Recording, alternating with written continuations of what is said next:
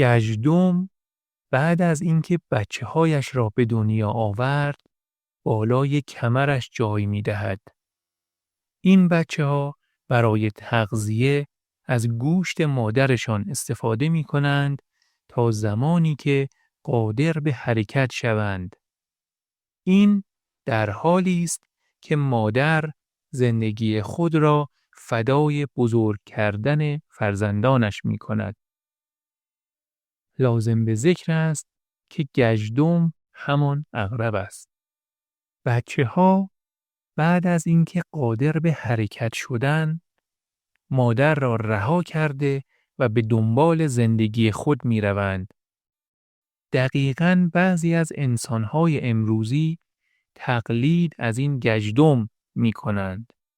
مادری که تمام زندگیش را صرف بزرگ کردن فرزندش می کند، فرزند بعد از اینکه بزرگ شد و عروسی کرد، مادر ضعیف شده و نیازمند را با بی‌اعتنایی رها کرده مصروف عیش و نوش با همسر زندگی خود می شود.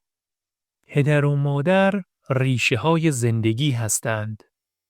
درخت هر چقدر که بزرگ باشد، هر چقدر که قوی باشد، نمی تواند که بدون ریشه‌اش سر پا ایستاده شود.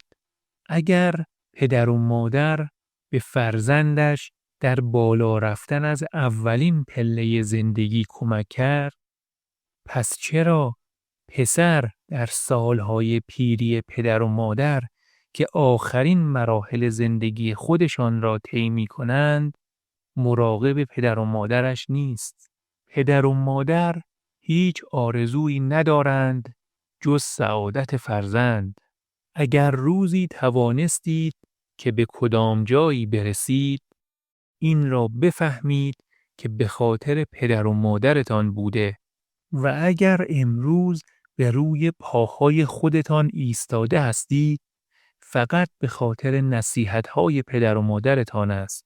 پس قدر پدر و مادرتان را بدانید و با آنها بی نهایت مهربان باشید. شاید فردایی نباشد. این متن یادآوری تأثیرگذار و تلخ از فداکاری پدر و مادر و بیمهری برخی فرزندان است. والدین مانند ریشه های درخت هستند که بدون آنها هیچ فرزندی قادر به رشد و پیشرفت نخواهد بود.